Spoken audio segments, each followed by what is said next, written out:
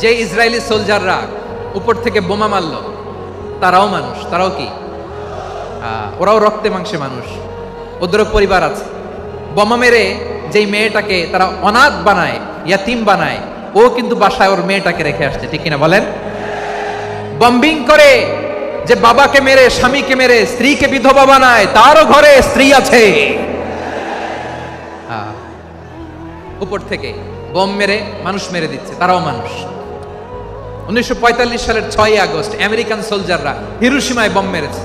আমি নিজে দেখে এসেছি জাপানের হিরোশিমাতে। সকাল 8:15 মানুষ কেউ অফিসে যাচ্ছিল, কেউ খেতে খামারে কাজ করতে যাচ্ছিল, লিটল বয় নামে একটা বোম মেরেছে তারা। এই বোমের আঘাতে, পারমাণবিক এই বোমার রেডিয়েশনে আঘাতে, বোম ব্লাস্ট হওয়ার পরে মুহূর্তের মধ্যে 1,40,000 নাই। উপর থেকে যারা মারতেছে এরাও মানুষ, যাদেরকে মারলো তারাও। তার মানে মানুষে মানুষে পার্থক্য আছে না? নেই, মানুষে মানুষে পার্থক্য আছে। নাক কান চোখ মুখ থাকলেই মানুষ নয়। বাড়ছে জনসংখ্যা, কমছে মানুষ। চিল্লায় বলো ঠিক কিনা?